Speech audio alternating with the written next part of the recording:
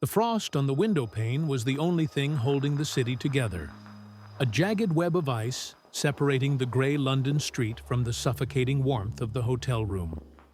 Inside, the air was thick, heavy with the smell of stale tobacco and the damp wool of coats that were never meant for this climate.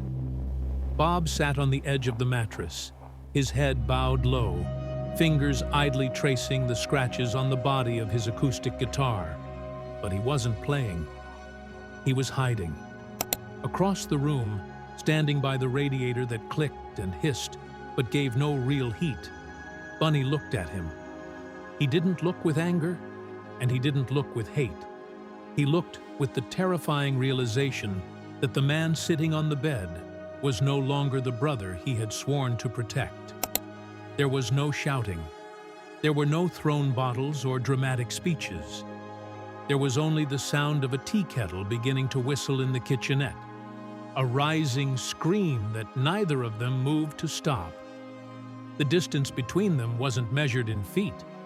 It was measured in the silence that had been growing for months, filling the spaces where their harmonies used to live. They were in the heart of the empire they had come to conquer, yet they had never looked more defeated. The change hadn't happened overnight. It wasn't a single explosion, but a slow, methodical erosion of the soil beneath their feet. It started in the offices with the glass walls and the leather chairs, places where men in expensive suits smiled with their teeth, but not their eyes. Bunny remembered the meeting from 3 days prior. The room had smelled of polished wood and expensive cologne. The man behind the desk, the architect of their new fame, had laid the album cover on the table. It was a simple image, but the message was violent in its subtlety. The name, the Wailers, had been pushed to the bottom, small and insignificant, while Bob Marley was printed in bold, towering letters across the top.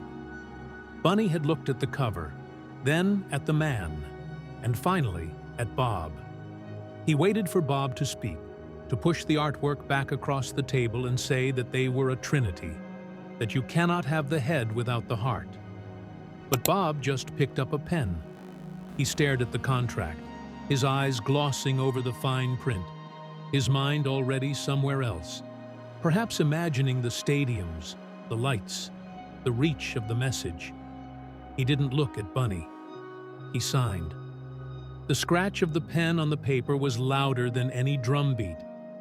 In that moment, Bunny wasn't being fired. He was being erased. He was watching his own ghost being exorcised from the machine. The drive back to the hotel that day had been excruciating. The car moved through the rain-slicked streets of a city that didn't care who they were, and Bunny felt the walls of the vehicle closing in. He looked at Bob's profile, the set of his jaw, the way he watched the passing buildings with a hunger that frightened him. The industry wasn't attacking Bunny. It was doing something far worse. It was treating him like furniture.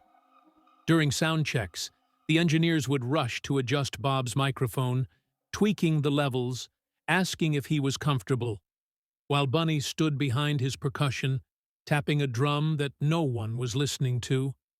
He was becoming a shadow in his own life. But then, there was a moment, just a flicker, where it felt like it used to. It was late, past 2 in the morning, and the heating in the hotel had finally kicked in.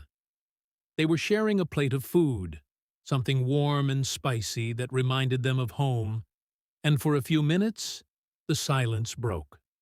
Bob cracked a joke about a neighbor back in Trenchtown, a small, insignificant memory that belonged only to them. Bunny laughed, a deep, chest-shaking sound that felt like oxygen. Bob smiled, the real smile, the one that reached his eyes and melted the mask of the legend he was becoming. For 60 seconds, they were just two boys from the yard, dreaming of music. The tension evaporated. Bunny thought, foolishly, that maybe they could survive this. Maybe the bond was stronger than the contract. But the morning light is cruel, and it reveals things the night tries to hide. The tour manager knocked on the door at 8 a.m. with a stack of itineraries. He handed one to Bob and didn't even look at Bunny as he placed the second one on the dresser. Bunny picked it up. The schedule was a death sentence. 30 cities in 40 days. Clubs that smelled of beer and desperation. A freak show tour where they were expected to play the role of exotic mystics for audiences who wanted the rhythm, but not the truth. Bunny felt the cold return, sharper than before. He realized the laughter the night before wasn't a reconciliation. It was a goodbye. The machinery was grinding forward, and it required fuel. Bob was willing to burn himself to keep it moving. Bunny was not. He walked over to the window, watching the gray sky press down on the city. He didn't turn around when he spoke. He kept his voice low, controlled, terrified that if he raised it, he would shatter. Is the music worth the soul, Skip? The question hung in the air, suspended in the dust motes dancing in the weak morning light. He waited. 1 second, 2 seconds, 3. He wanted Bob to say no. He wanted Bob to say that they would pack their bags and go home, that they would write songs on the beach and forget this cold, gray land. But Bob didn't answer. The only sound was the tuning of a guitar string, tightened until it was sharp, perfect, and ready for the stage. Bob didn't speak because he didn't have an answer, or perhaps because he knew the answer was yes, and he couldn't bear to say it to the man who knew his heart best. That silence was the severance. It was the knife cutting the cord. Bunny didn't storm out. He didn't make a scene. He simply stopped packing his gear for the show and started packing his clothes for home. He folded his shirts with deliberate, agonizing slowness, placing them into his battered suitcase. He was choosing dignity. He was choosing to remain a man rather than become a product. When he walked out of that hotel room, he didn't look back, because he knew that if he saw Bob sitting there, alone on the edge of the bed, he might not have the strength to leave. Bob let him go. That is the part of the story that hurts the most. He let him walk out the door and into the rain. He told himself it was necessary. He told himself that the mission was bigger than the brotherhood. And he was right, in a way. The mission succeeded.